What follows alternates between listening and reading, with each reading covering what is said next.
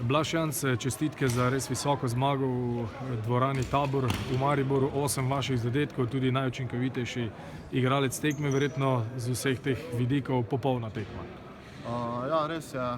Jaz sem tudi danes prispeval svoj delež, zato ima zasluge celotna ekipa, tako da bi se zahvalil in čestital celotni ekipi za, jaz mislim, da eno fenomenalno tekmo, se pravi odlična borbenost, odlična obramba z našim vratarjem Urbanom Lesjakom in pa potem ta naša prepoznavna igra, se pravi hitri zadetki, pol kontre, tako da jaz mislim, da smo danes zasluženo tako visoko zmagali v Mariboru.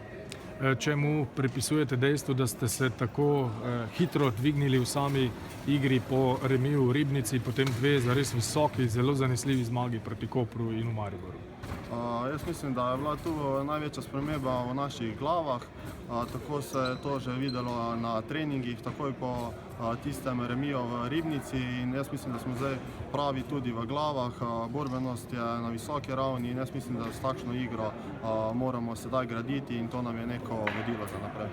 Tekme si zdaj sledijo v ritmu sreda, sobota, prihodnjo sredo Velenje, to da še predtem Loka, kakšna bi bila napoved za sobotno tekmo v domači dvorani?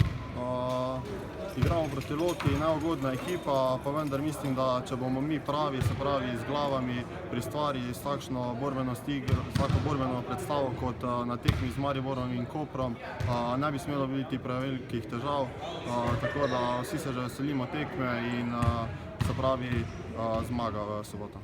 Blaž, najlepša hvala. Hvala.